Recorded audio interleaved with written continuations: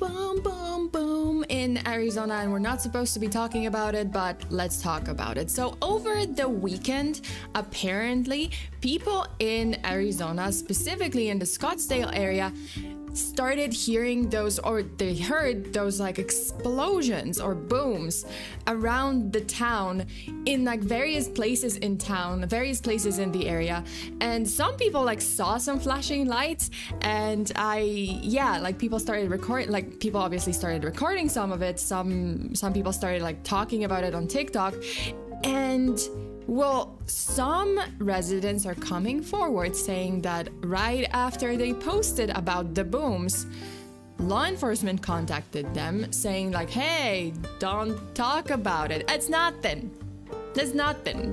It's just sonic explosion from our F-3045XYZ, and don't talk about it.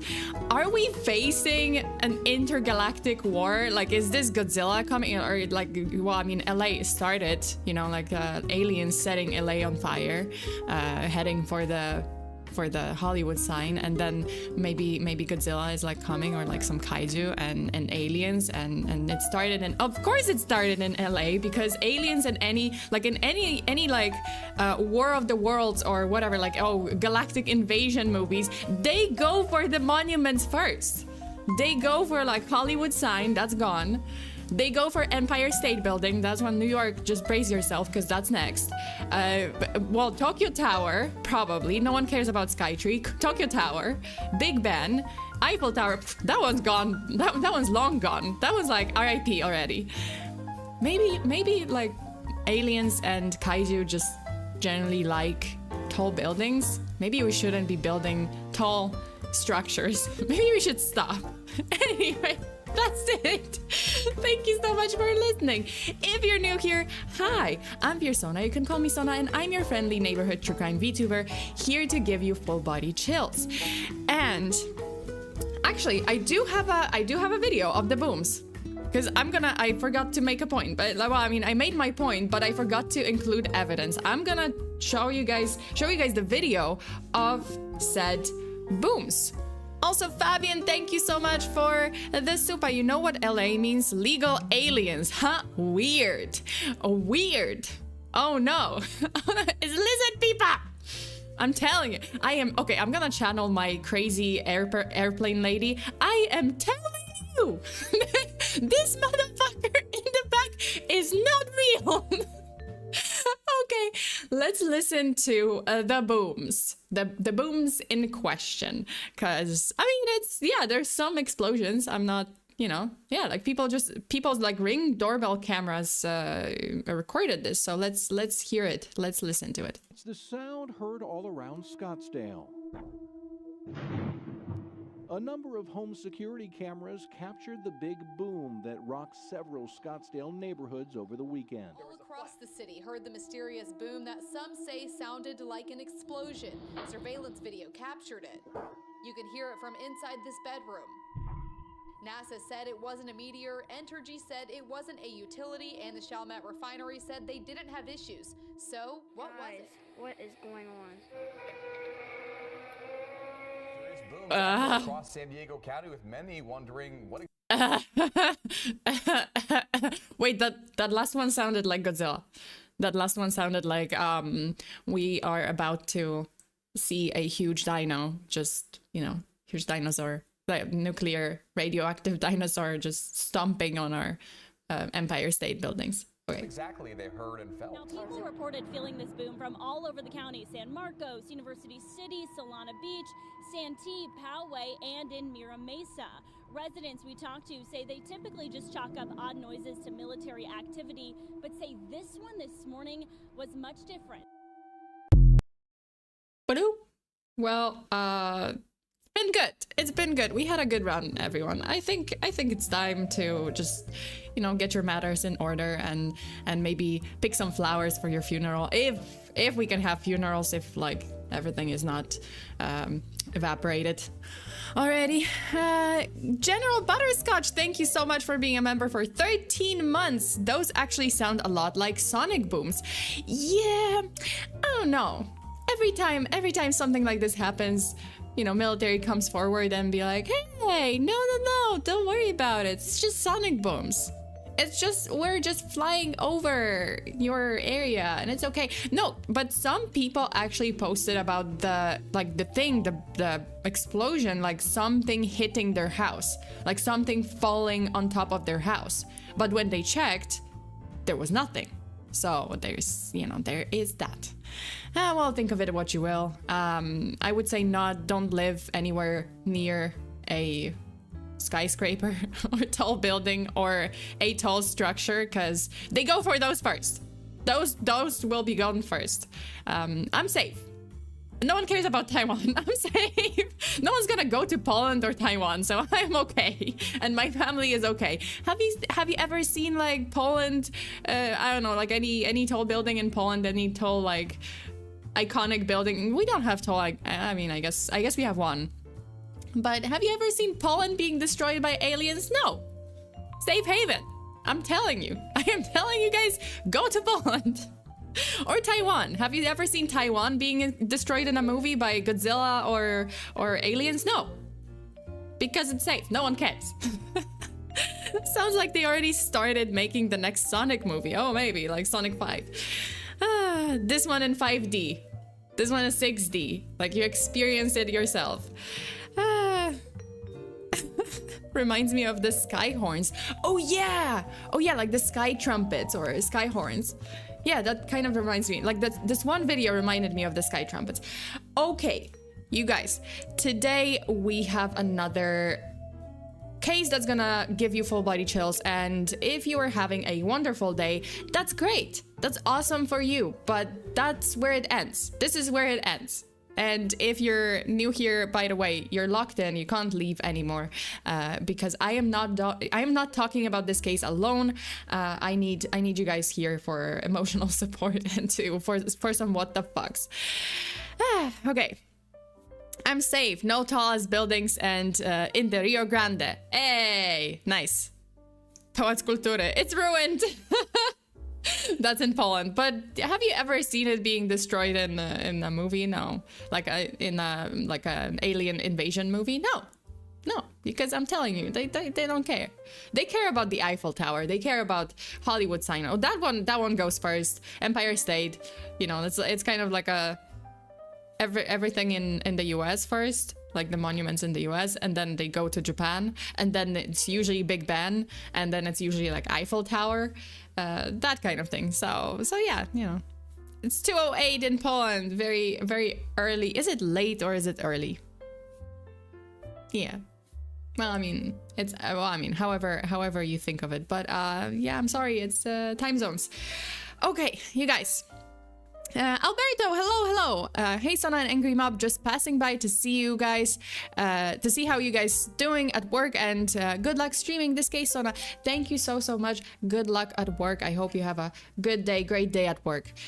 Okay, that's pretty much it for the intro of this video, the strange intro of this video. This is the last stream of the week, obviously, true crime stream. I'm just kind of getting back into my my normal routine after my...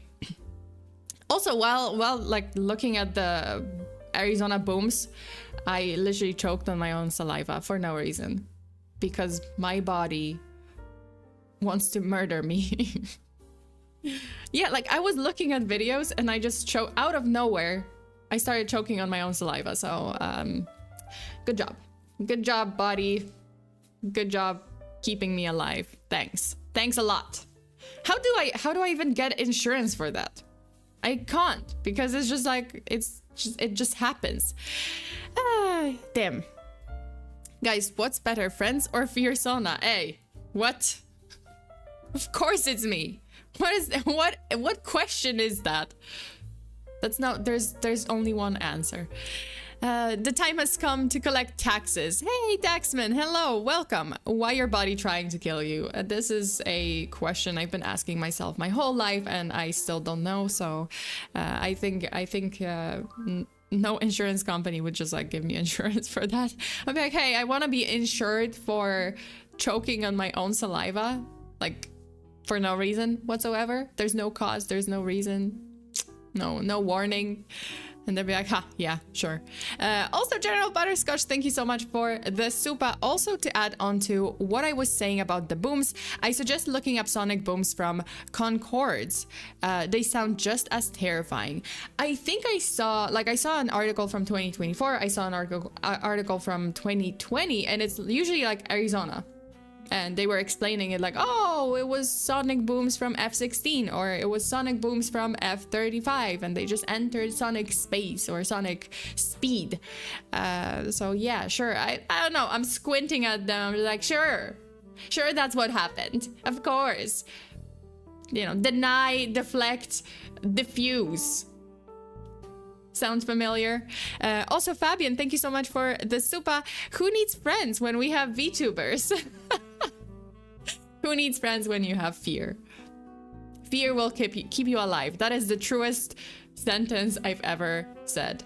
Fear will keep you alive.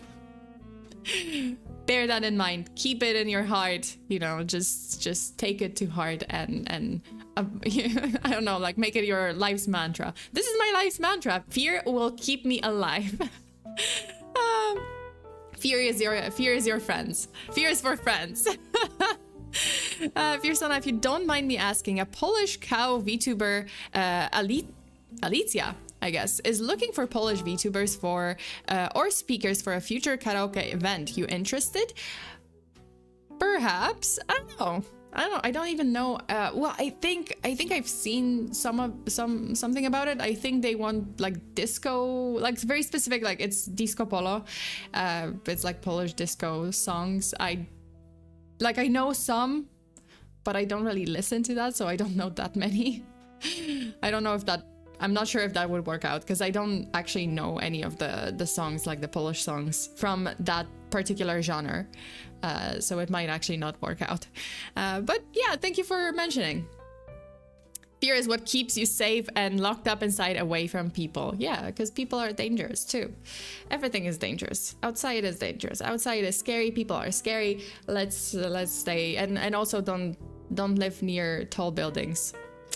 Just don't. Do you want Godzilla in your neighborhood? No, I think not. Okay. I think that's it. This is the last stream of the week, and I will be taking like a day or two to work on my like behind the scenes stuff, on the lore video and behind the scenes stuff, and other like recordings, preparing for collabs. What else? And yeah, and then I'm gonna be coming back, obviously, like, it's gonna be like Tuesday or Wednesday, I'll come back with another stream, possibly some creepy internet mystery, possibly another case. I kind of want to, like, 2025, I kind of want to focus on cases. Wait, Baxter, thank you so much for the super. There's Area 51. Nobody asks about the other 50. That's true. Why is it Area 51 and not, you know, where are all the other numbers? What's happening? Joshua, thank you for being a member for 11 months. Almost a year. I'm ready, but I need encouragement. Yeah. I don't know what to tell you, but thank you so much for being a member for 11 months. And it's almost a year, almost anniversary. Wait, this is it. Is this the end? Perhaps. So yeah, in 2025, I want to focus more on cases. So it might, like, yeah, like occasionally I might there might be like less streams in a week, but you know, kind of conversely, those streams will be when I have streams. So let's say like I'm gonna do 3 or 4 streams, they are gonna be cases. Well, you know, like I kind of want to focus. I want to increase the number of case streams, because I know you guys come to my channel for the cases, for true crime, for cryptid files, for like conspiracy chronicles. Those kinds of streams like are the most popular on my channel, along with scary videos. So I think I'm gonna just still do some scary videos, sometimes obviously like collabs or horror games, but I don't think you guys come here for gaming, right? Like, you don't come to my channel for gaming. Some of you guys do, and that's amazing, and I appreciate it. But at the same time, I think you guys mostly want to hear me talk about scary stuff and scary real stories. So that is what I'm gonna be focusing on. By the way, let me know If the volume of the stream is better now, I tried to increase my my microphone volume, and just try to increase it so that you don't have to later, like when you switch to another video, it doesn't blast because you kind of like increase the volume of your device to the max. Rare gaming, yeah, like I kind of want to focus on the content that I want to create and that really just builds this channel, right? Because that's the point of this channel. Okay, I think we are ready. This is another case from Japan. Yesterday, let me switch to scary music. So yesterday, was it yesterday? Wait, no, the day before. On Friday evening, I covered another case from like a very, very strange case from Japan on my Patreon. I'm sorry, I apologize because you guys were traumatized. My chat was traumatized. It was the case of Headless in Japan, or Love Hotel Murder, and it was twisted. I don't think anyone expected the twists and turns in that case. I don't think anyone expected the details. The details were gruesome. Some were shocking. I was screaming at into my microphone because the perpetrators, and yes, perpetrators, did some unspeakable things, and man, it was crazy. I'm not like the family was just out of control, and especially the main perpetrator was completely out of control, and it was very, very weird. RIP our cross-dressing homie. Yeah, like the victim was a cross-dresser. Like this regular guy who just enjoyed, he had a family, he was like a regular salaryman, but he at the same time enjoyed some cross-dressing, just dressing flamboyantly to parties. And like it wasn't anything weird for him. He like kind of was in that community and just enjoyed very elaborate costumes to go to a party. And unfortunately, in one of those at one of those parties, he met his killer, and it's not what you think. It's not who you think. And yeah, it ended. It was pretty insane. I was at one point I was kind of yelling at my microphone because it just frustrated me and just pissed me off so much. But yeah, if you're curious about that case, then you can go over to my Patreon. If you would like to support this channel, you can join my Patreon for bonus streams, weekly bonus streams, additional cases that are not gonna be on YouTube, and other other benefits, other events like wallpapers, special events, access to Project Zomboid community server, as well as Minecraft community server. So yeah, there's a lot. If you want to, you can go check it out. If you don't want to, that's completely fine. I do have free streams. I'm always gonna have free content here on YouTube. So enjoy the streams. Okay, that's it. Let's dive into today's case, which is also from Japan. And this one is maybe not as actually, yeah, it is. It's gonna be infuriating, but maybe not as infuriating as the other one. But I think this one is weirder. I think this one is like more chilling, more like strange, because it involves a psychic spot, one of the most like haunted psychic spots in Japan. Let's dive right into it. So it was the final day of Japan's Golden Week holiday in 1996, which was May 5th to be exact, when two 19-year-old friends, Megumi Yashiki and Narumi Takumi, set out on what they thought would be an exciting adventure. The pair, both from Himi City in Toyama Prefecture, this is actually where Himi is located, they had both planned a late-night excursion to test their courage in a popular Japanese tradition known as Kimodameshi. So think of it as a courage test, actually, Kimodameshi is translated as trying or testing your liver. So kimo and then dameshi. So the kimo is the liver, and then dameshi is tamesu. That's trying out or testing. So kimodameshi means just to test your liver, but you know, it's like literal in the literal sense. But if you kind of look at the meaning, it's like, oh, courage test, the test of courage. So this often involves visits to eerie and supposedly haunted locations. These are called Shinrei Supotto, which is translated as psychic spots, where paranormal energy is believed to linger. Their chosen destination, the Megumi and Narumi's chosen destination that night, was a well-known Shinrei Supotto in Uozu City, about 35 miles from, this is Uozu City, by the way, so 35 miles from their hometown, Himi.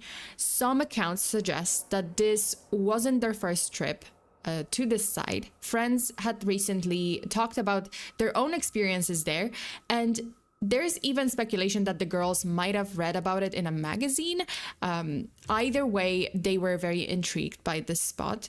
So again, this is very unclear, how did they find out about this particular psychic spot in this Uozu city?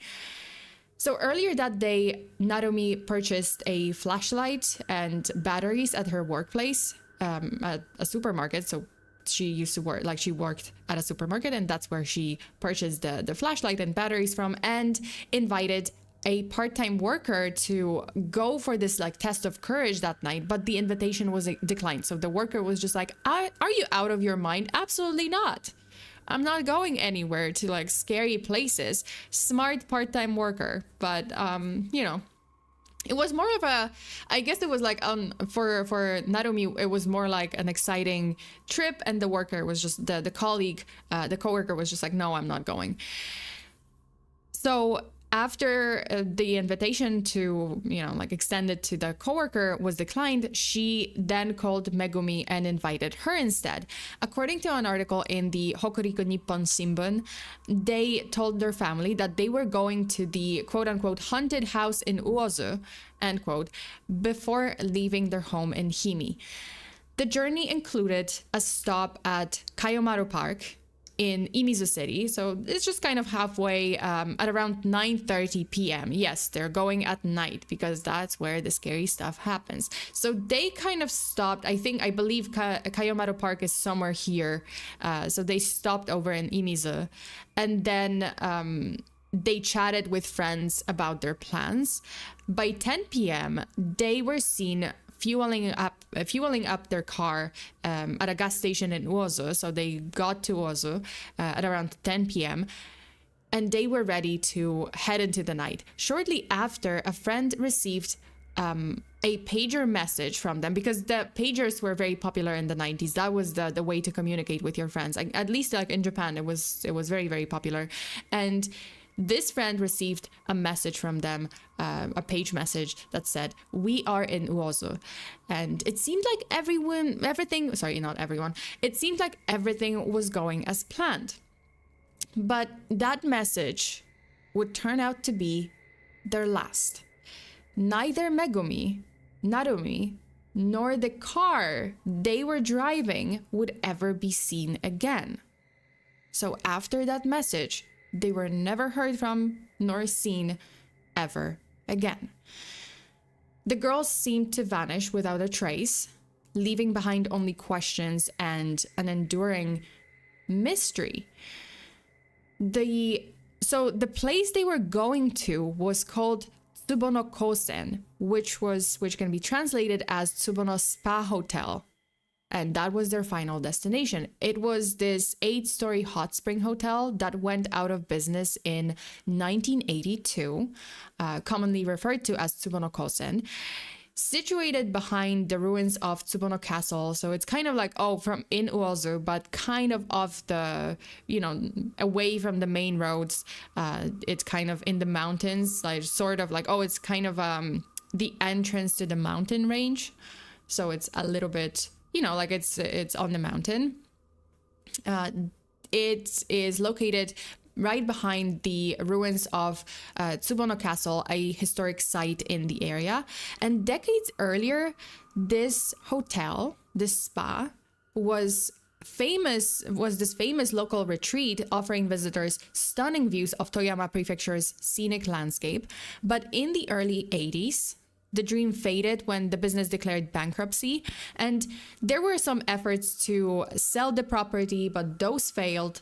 And with the cost of demolition exceeding 25 million yen, which is approximately $158,000, the city council simply opted to seal it off instead of tearing it down and just leave it there, like leave it to rot. It's kind of ugly for a hotel. Well, yeah, but it's like, think about it in terms of like, when was it in its prime, right? Like it was 80s. That's when it was like, oh, in its prime, and possibly earlier because it was operating earlier, right? Like it's just that in 1982 it went bankrupt. So yes, the demolition cost was, astronomical. It was $158,000. So the council decided to not tear it down, to simply just leave it there to rot and just seal it off and just let it be. Maybe there's gonna be some kind of investor, someone's gonna come, just show up and be like, hey, I wanna purchase this property from you, or I wanna actually revive this property or tear it down to build something else. So they were kind of, oh, let's just sit on it. Abandonment, however, only fueled the property's transition and transformation into something darker. The once pristine getaway became a playground for thrill-seeking youth and notorious biker gangs called bosozoku. And local residents had raised concerns about its security because bosozoku are also known as these like delinquent, they're called Yankees.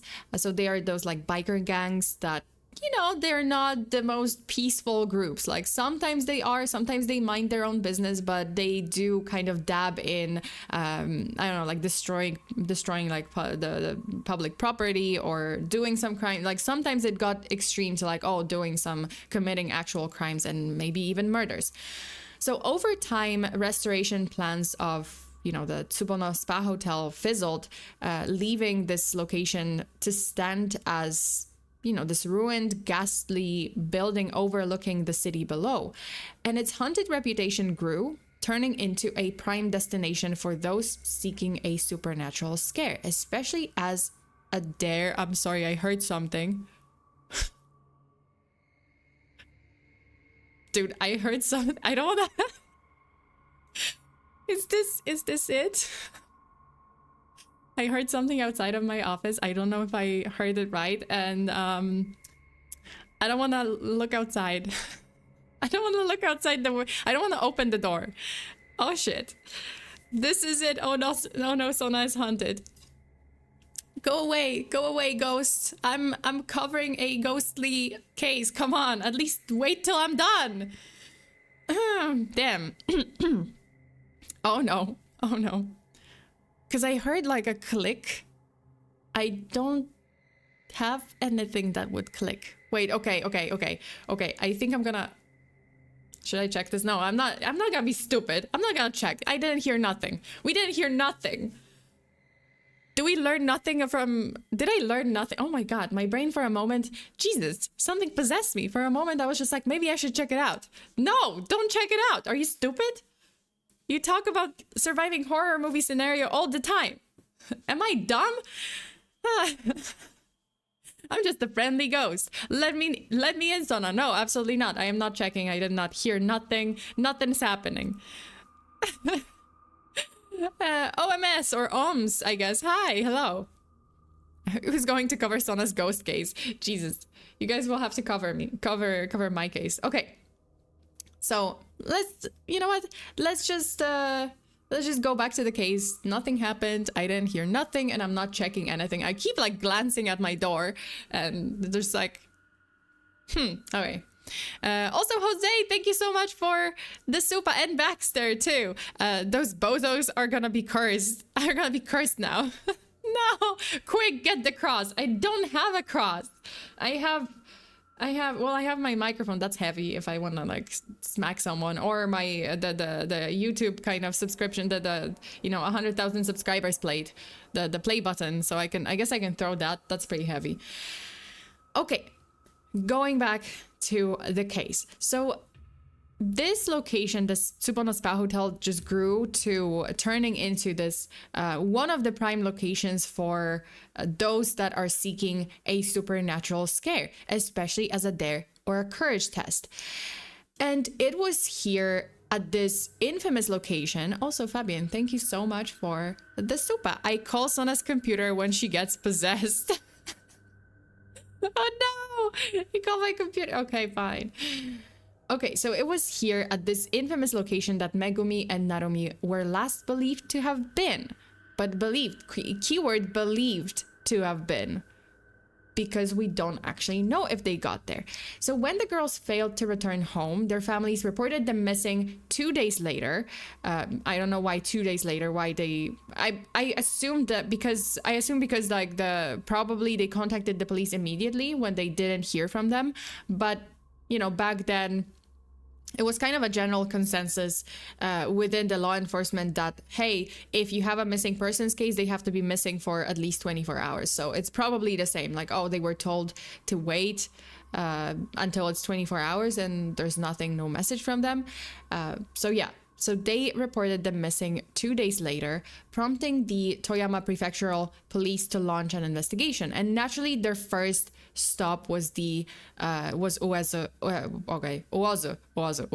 yes, Uozu City, and then the Tsubono Spa area, because that's where the families knew that the girls had gone to. I mean, presumably. So this was the presumed site of their courage test. I love how there's like, I call Sona's computer. Thanks, guys. You wouldn't even mourn me.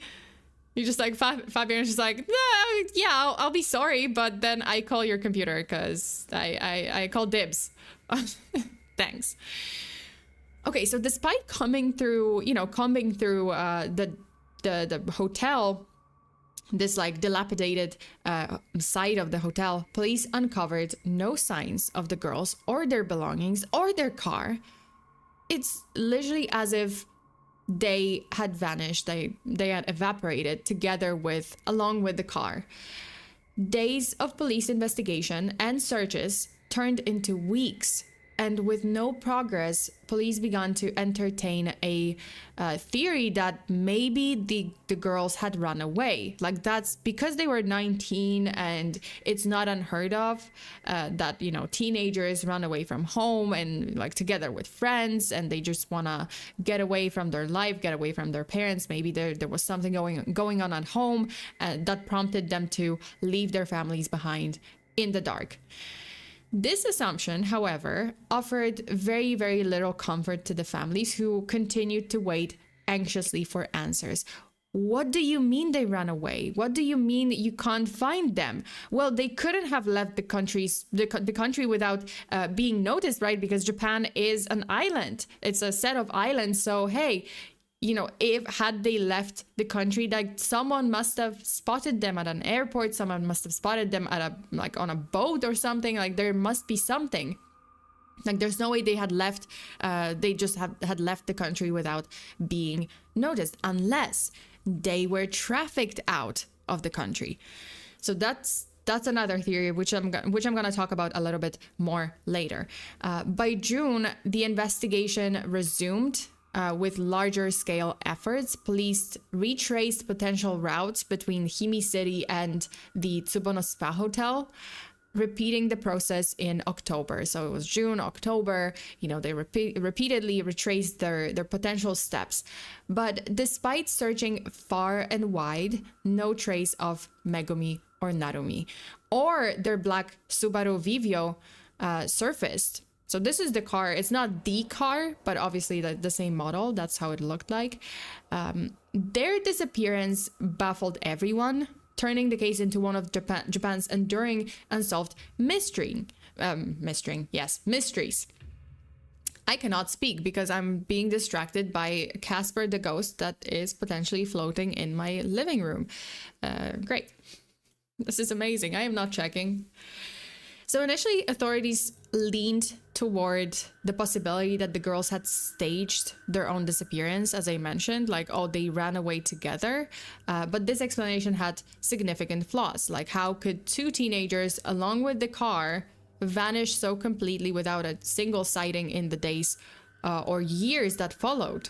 Like, there was just no, especially the car, like, there was no, they couldn't find the car. So it's just like, okay, well, they couldn't have disappeared. They couldn't have run away, and we can't find the car because the search is, the search is like ongoing. We have the information about the car. We have the driving license, the license plate. So there's no way that they would have ran away with the car somewhere like in Japan, and we have no information, and no one ever saw this license plate. So another theory pointed to back to the biker gangs. So this is a notorious biker subculture known for frequenting the abandoned Tsubono Spa Hotel, like they were seen there. The term bosozoku, or speed tribes, that's literally how it translates, describes a rebellious groups that emerged in the 1950s. They were majorly like inspired by Western films, various Western films, like the style, the behavior was inspired, and over time some members of bosozoku turned to vandalism and crime, making them infamous across Japan. Also, Joshua, thank you so much for the super. Great, the ghost took the car. Possible. Well, that was the theory, actually. Like, supernatural theory was that, hey, they went to this. Sorry, I'm just listening because I think I heard something. No, I didn't hear nothing. I didn't see nothing. I'm not checking anything. It's okay. This is fine. I can live off the rest of my life in my office. I don't have to leave. I have 1 tumbler of water, and that's gonna keep me alive for a while. Click in the wind. No. I'm okay. I'm just like kind of glancing at my door. Okay, so they turned to first to vandalism and crime, and those gangs, and then their crimes escalated later on. According to this theory, Megumi and Narumi might have encountered one of these biker gangs during their visit to the hotel, because that's they were known to show up at this this hotel spa, this psychic spot, leading to Megumi and Narumi's abduction, or worse, to their murder. While the idea seemed plausible at first, it didn't really hold up under scrutiny. There was no evidence linking any gangs to the girls' disappearance, nor was there any sign of the car or any traces of the girls at the scene. And not to mention, there weren't any signs of the fresh kind of bike trails or tracks in that area. So once again, the mystery deepened. Another chilling possibility emerged from the geography of the route between Himi City and the Tsubono Spa. So the journey is pretty difficult. Like, to the Tsubono Spa, you kind of go into the mountains. But before then, the route is tricky. There's a lot of bodies of water. There's Toyama Bay. So there's this bay, and then there's several kind of rivers that go that are in between, right? There's several of those rivers. So it's possible that the girls have accidentally driven off the road and into one of these waterways after sending their final pager message. The theory wasn't far-fetched, but the sheer scale of great, the ghost took the car. I'm sorry. Oh god. So the theory wasn't, again, it was possible, but the scale of the search area made a thorough investigation nearly impossible. The bay itself is huge. The rivers are even though here it looks small, but in reality the rivers are also huge. These areas are huge. There's just so much area to cover if you want to look for the car. So it was very hard for the investigation to find them, to investigate, to kind of look through and search through the waters.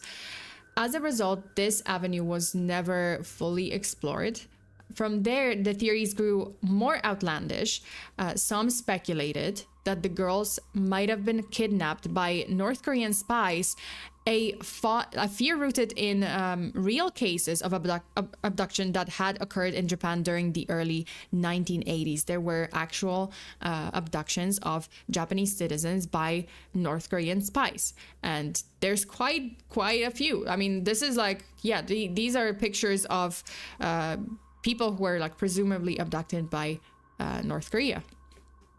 So yeah, that was pretty common in the 80s, like, you know, 70s, 80s. That was fairly common. Yeah, like spies. It's crazy. Like, I've learned about this in back in school when I was studying, you know, like Japan's history, and yeah, like what they would do, like the North Korean spies, like they would actually train them.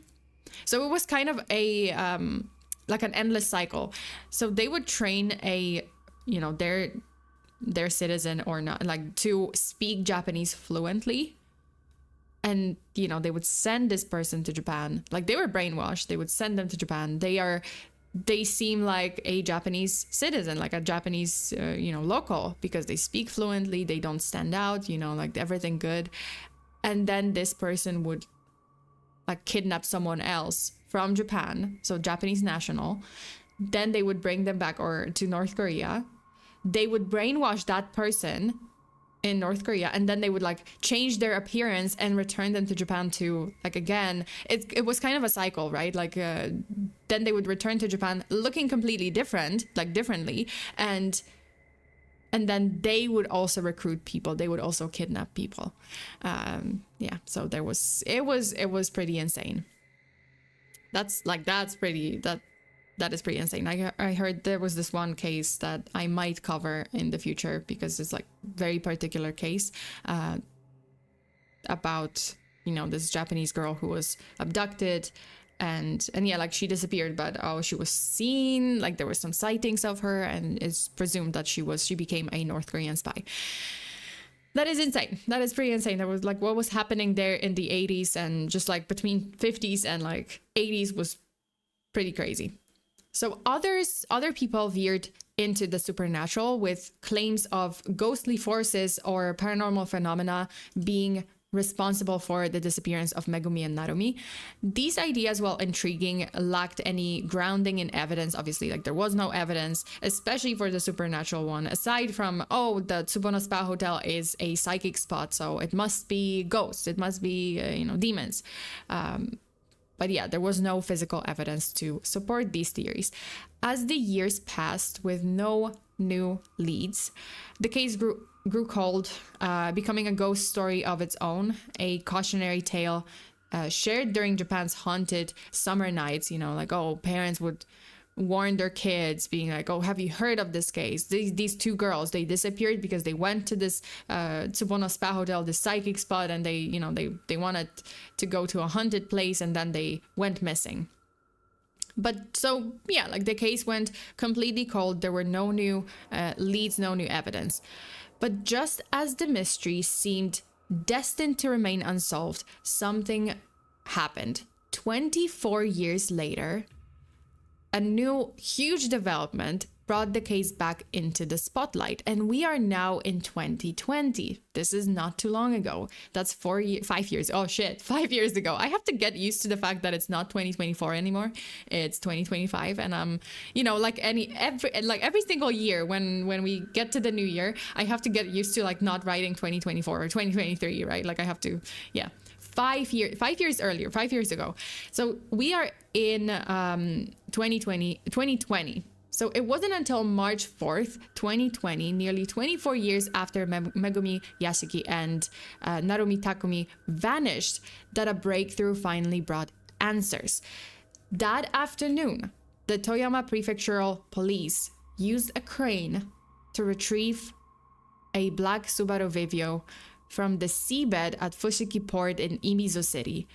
The car, wrapped in blue sheets as it emerged from the water, was the same vehicle the girls had been driving on the night they disappeared. So it's it was that theory that they had driven off the cliff or driven off the, into one of the bodies of water in the area.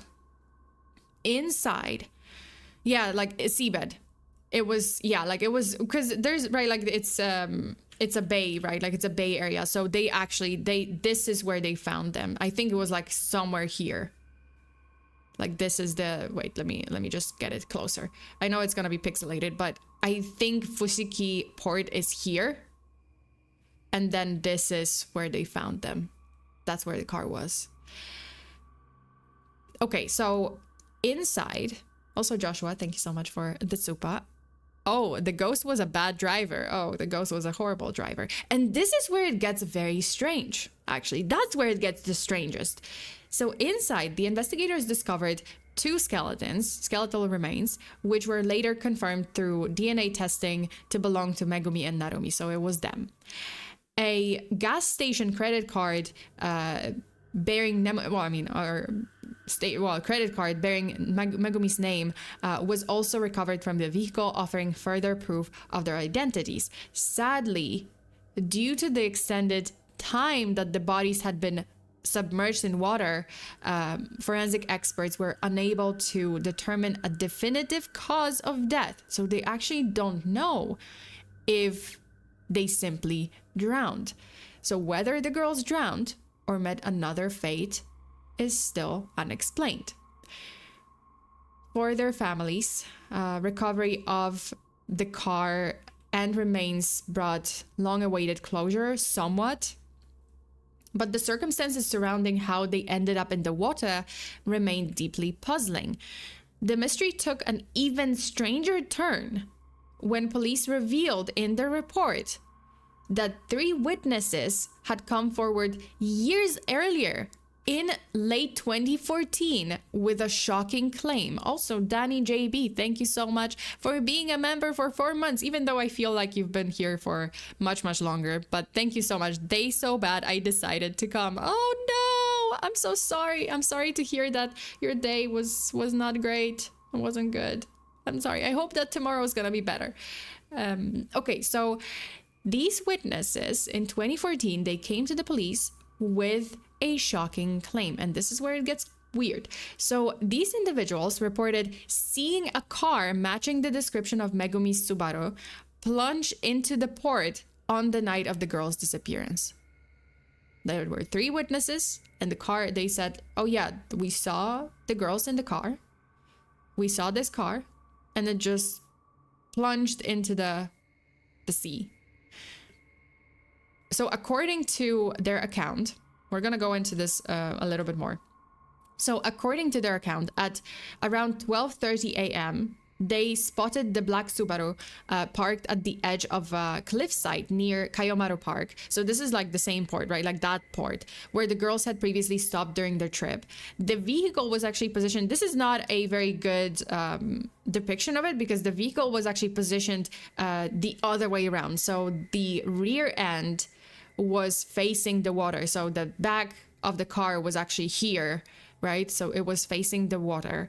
And then there was like 2 young girls were visible inside. What stood out about the witnesses' stories was how shockingly detailed they were, considering it was like by this point, 2014, it was like 18 years. So 18-year-old event, and their story was like super detailed. I don't know about you, but I don't remember everything, like in detail, everything that happened like 18 years ago.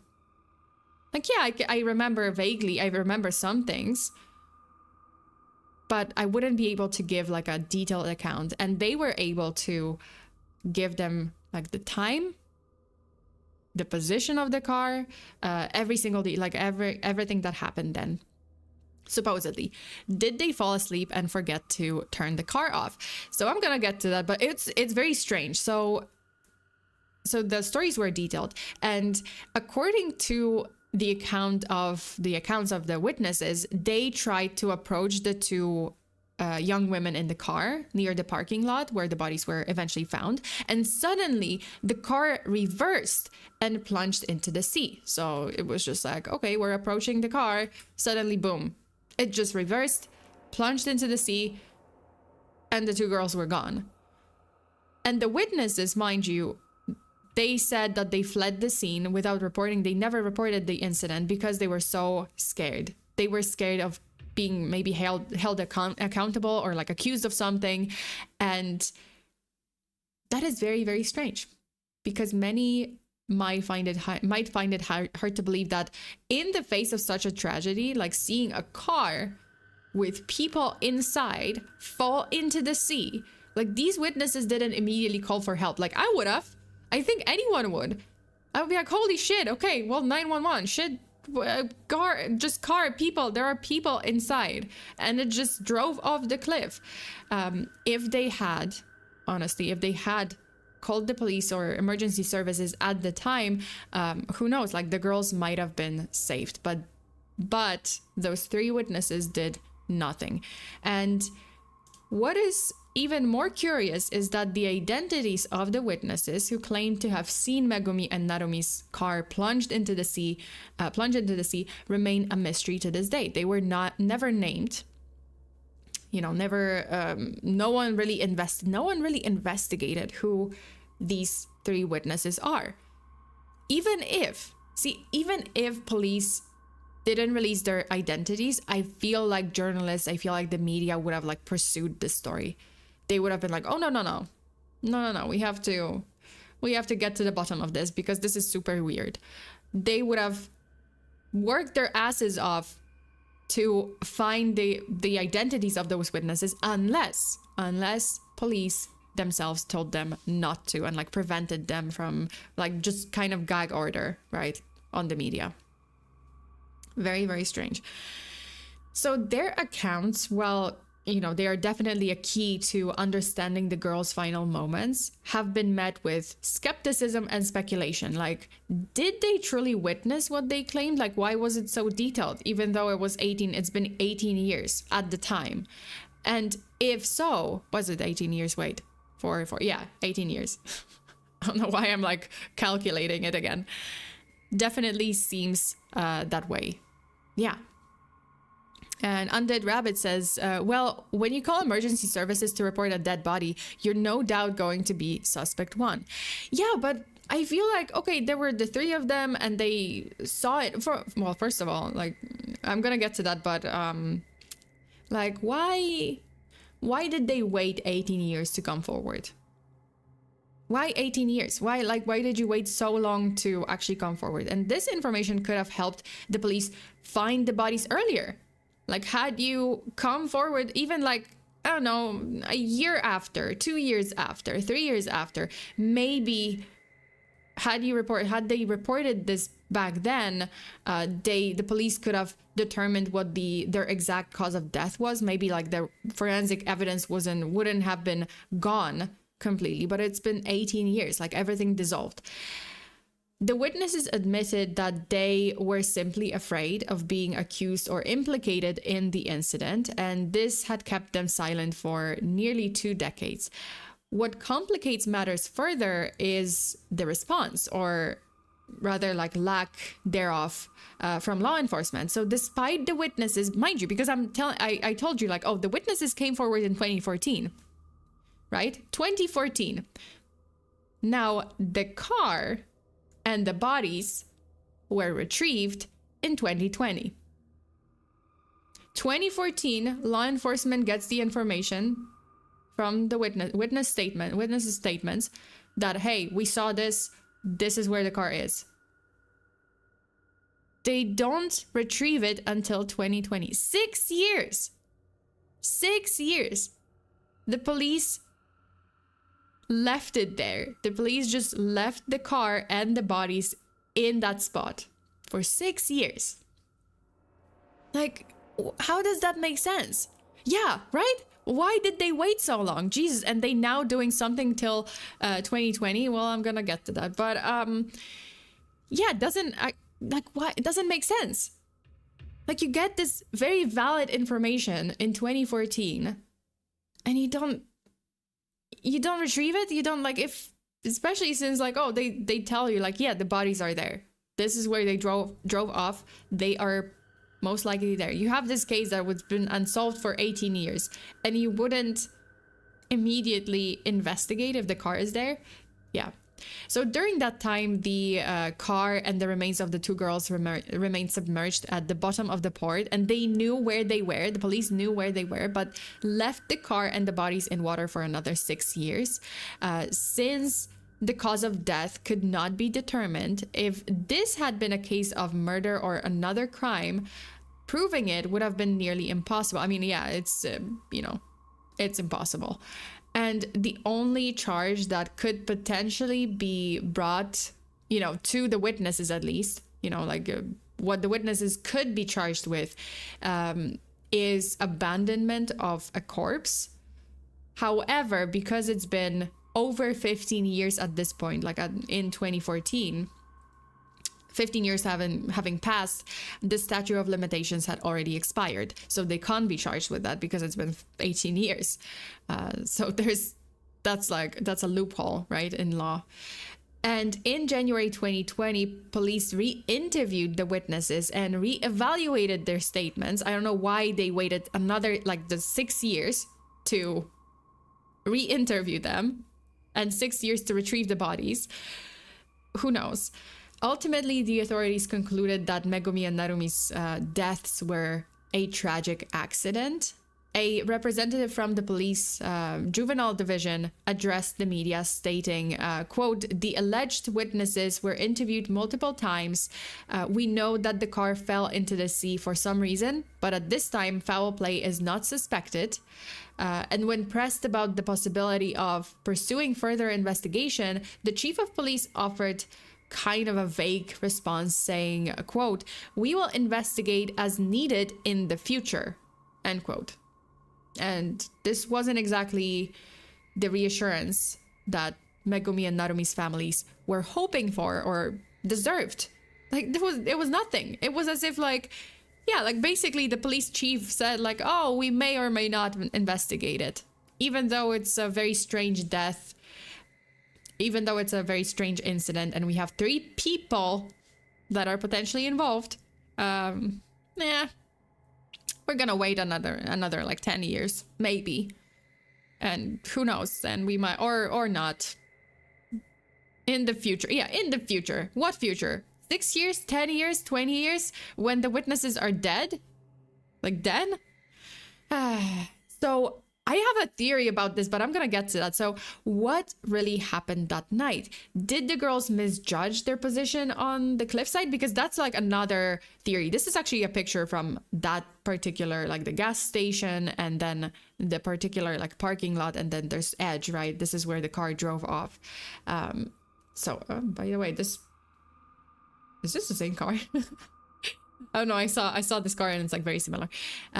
So did the girls misjudge their position on the cliffside? So was it a moment of panic? Because some theories suggest that, hey, they might have been panicking or confused when they saw these 3 people approaching the car, and then they, stepped on the gas, and maybe the car was in reverse. They forgot that the car is in reverse, and then they stepped on the gas to, meaning to drive away from these 3 people, and then accidentally they plunged into the waters below. While the discovery of the remains provides some answers, the lingering questions about their final moments add a haunting layer to the Tsubono Spa mystery. The girls' final message on their pager was sent around 11 p.m. and stated that they were in Uozu. So this is another point. The drive from Tsubono Spa Hotel back to that parking lot, the Kayomaru Park, takes about an hour. And if they had indeed reached the hotel, they could maybe have made it back to the park by midnight. So just 30 minutes before their car is said to have plunged into the water. But here's the catch.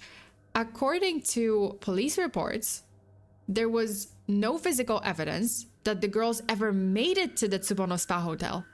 They never There's no evidence that they ever made it there, which means they were closer to that park. So could they have changed their minds shortly after leaving the gas station and maybe decided, you know, like this remote location, the spa hotel, was just too unsafe and too scary, and they changed their minds, they never got there, which makes it like much like the time window much longer, right? Like between them getting to the Kayomaru Park and their car plunging into the water, like it makes it a bigger window. So what really happened? I mean, so much can happen, right? Like, and the witness statements might not be true. Another theory focuses on the positioning of the car and the possible accident that occurred. So as I mentioned, like they were parked with their back, with the rear end of the car to facing the port. And it's possible that the vehicle was just accidentally shifted into reverse. And then they may have gotten startled by strangers approaching the vehicle. And in that moment of panic, they could have pressed the accelerator only for the car to move backwards and plunge into the water before they had time to react. And there's also the possibility that these mystery witnesses are not telling the truth about the nature of their interaction with the two girls. Maybe it wasn't as innocent as they described. Maybe those individuals approached the car intending to do something to the girls, frighten them, maybe play a prank, but then it took a dark turn and it led to an accident that they couldn't stop. Or, you know, if the window of, you know, like the time window when they were like parked in this area in this Kayomaru Park, because they never actually got to Tsubono Spa Hotel, right? Like they never got to that psychic spot. They returned, right? So the window is bigger. And then we have these like random 3 witnesses that claim like, oh, we were just approaching them. Why are you approaching them? Why are you even approaching the car? Like, you don't know these people. You don't know these girls. Why are you approaching the car? Like 2 girls in a car at 12 at midnight. Why? Like, what business do you have with them? Right? Like it was never, right? Like they were never identified. Like we don't know their criminal history. We don't know the criminal history of these individuals. We don't know who they were, what age, you know, nothing. So this is my theory. Like, what if, because the window was wider, right? Like there was a much longer window, time window. They actually attacked the girls. Like it's possible, like something happened between them. Like the interaction wasn't innocent. And they actually did something to them, and possibly the girls were already dead before the car plunged into the water. And the point of this car plunging into the water was to cover the evidence, to get rid of the evidence. And then the witnesses never came forward for like 18 years, which pretty much rendered the bodies like just skeletons, right? Like it made bodies into skeletons, and it's impossible to tell like how they died, right? So that's a theory. That's my theory too. And I have like an expansion to this theory in a minute. So then there's another like darker scenario that, yeah, like the witnesses weren't bystanders. They played an active role in what happened. But there's also the matter of police response being so lacking, leaving the most important evidence to rot in water for 6 years, along with any DNA material. Unless, so this is another, like an extension to the foul play theory, unless this was part of an effort to protect someone involved. Why would they protect the witnesses, those 3 witnesses? You know why? What if those 3 witnesses are police officers? The supposed 3 witnesses that came forward, what if they are police officers? And that night, those 3 police officers that would make sense, right? Like, why would you, as a stranger, as a civilian and a stranger, seeing 2 girls in a car at midnight, why would you approach the car? unless you're a police officer and you see those teenage girls in a car in a remote area at midnight. Maybe approach them, right? Like, oh, that's the excuse. You approach them to ask, like, oh, what are you doing here? Like, oh, it's a school night. Why are you not home? But then maybe it got worse. Like the situation got out of control. Maybe they actually did something to the girls, and then they just pushed the car off the cliff. And yeah, they never came forward, or they came forward and police actually knew everything about this, but they just kept quiet for 18 years. No, think harder, Sona. Sons of officers. What sons of officers? Who knows? Sons or officers? What? Wait. Or the children of high-ranking officials or... Yeah, that's true. Yeah.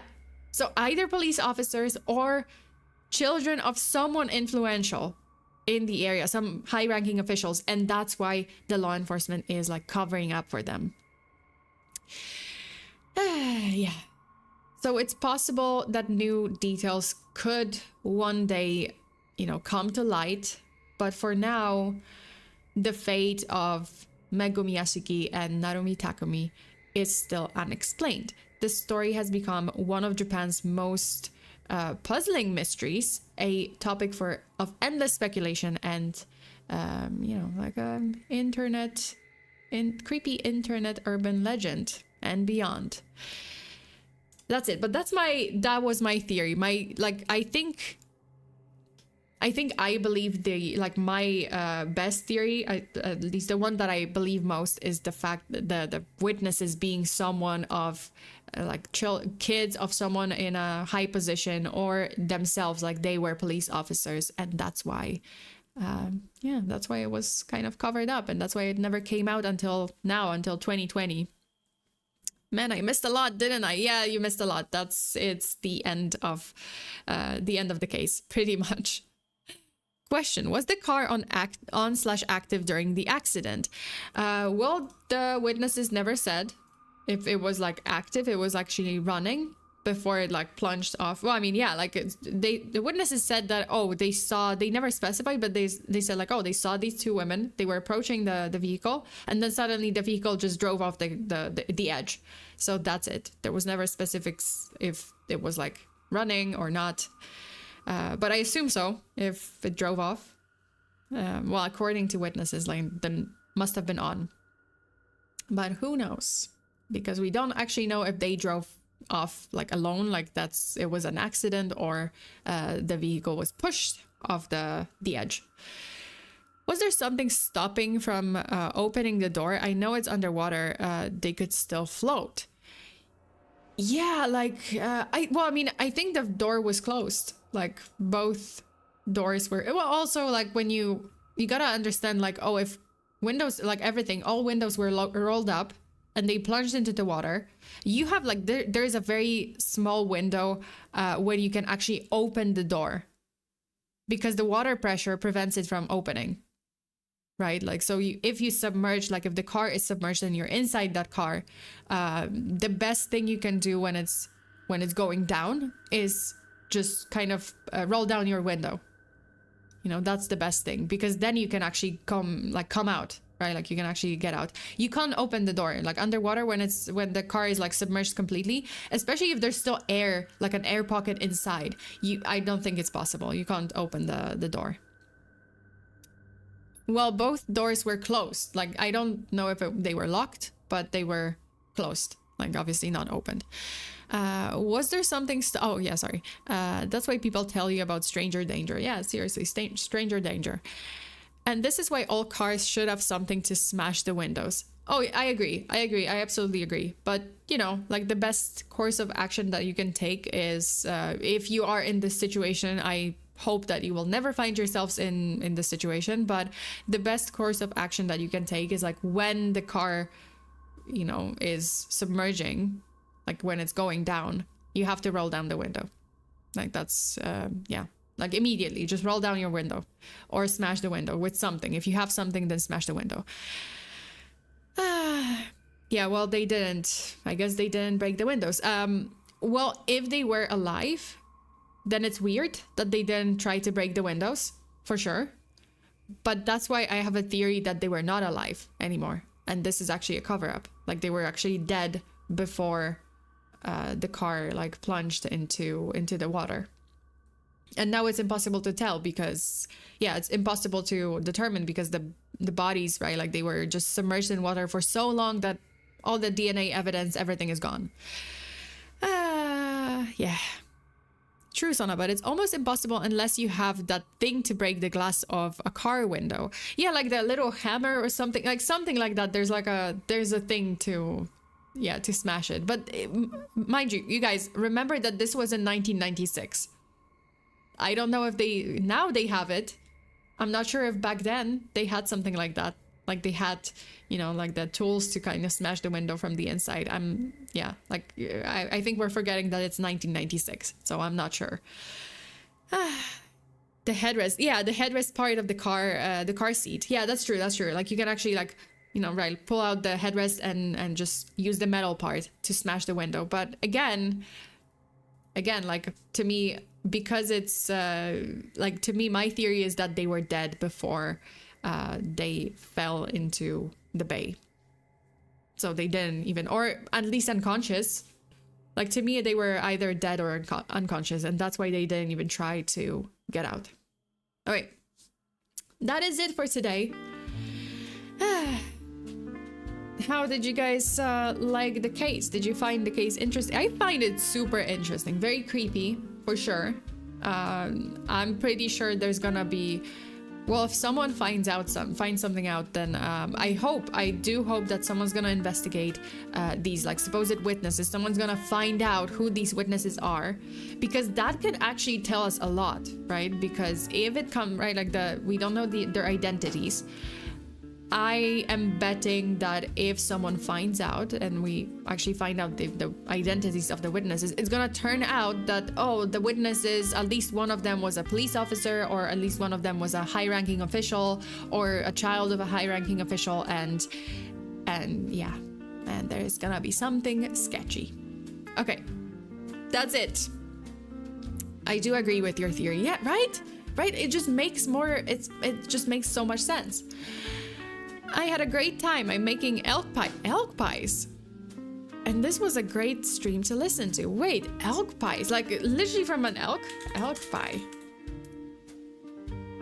Oh, what?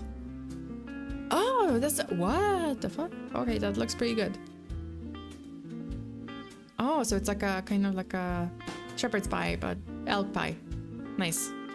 Nice, Baxter. Good luck. I hope you enjoy.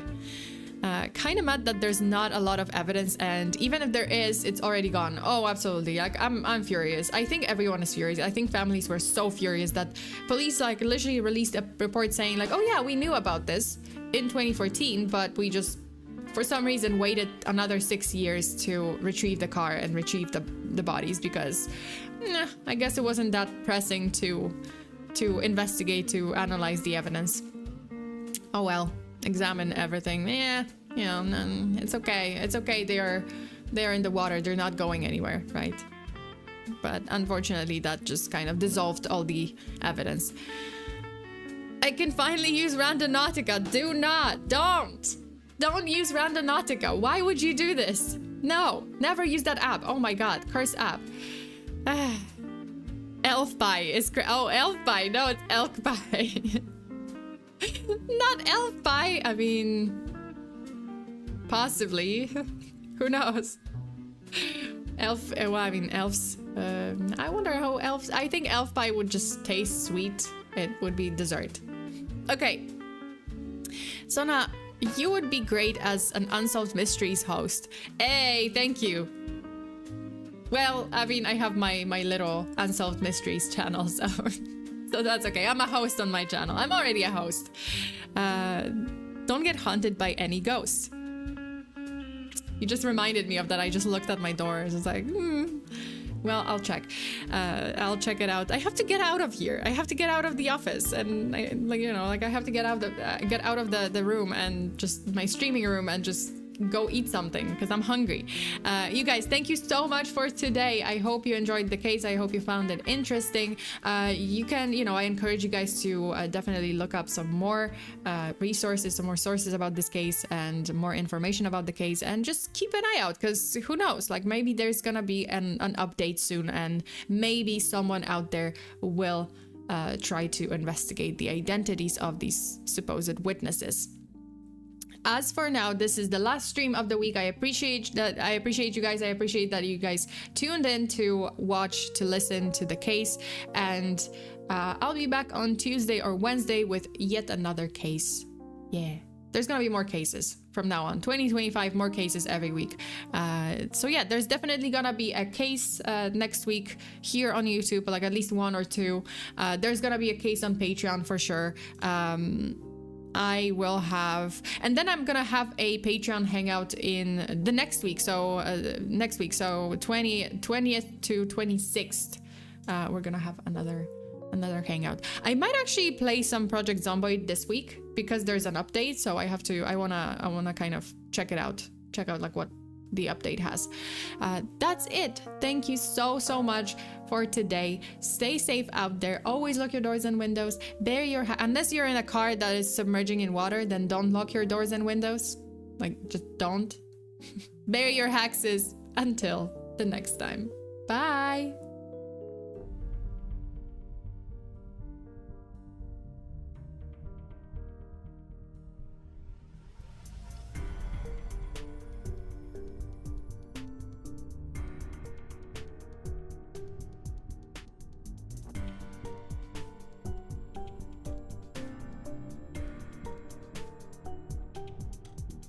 Oh, Joshua, thank you so much for the super. Have a nice day, Sona, and punch that ghost for me. Also, a fun fact, because this is kind of amazing. The average person consumes over a ton of food and drink each year. We are shipping containers. We are shipping containers for food and drink. And that's how much we... Hold it, weird fact. Okay. I have another one, I think. Oh, no, I have a pretty interesting one. The first football World Cup was held in 1930 in Uruguay. That is the fun fact. Do I have another fun fact? Oh, I actually do. Wait.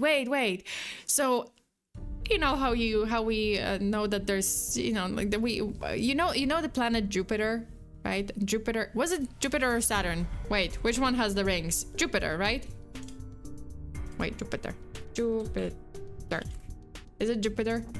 Oh no, wait, Saturn. I think Saturn has the rings, right? Like right? Yeah, Saturn. Yeah, so Saturn has rings. There's like debris rings. Did you guys know that Earth has it too? Except it's just made of pieces of space junk, and there's like 500,000 pieces of space junk orbiting around Earth. So we are building our own Saturn rings, and there's that. Joshua, but how much comes out? Oh, tons. Also, oh, you mean like because we're eating a ton of food? Jupiter has them, but they are small. Oh yeah, that's true. But Saturn has the big ones, and Earth has the trash rings. That's it. Thank you so much for today. I'll see you guys next time. Bye.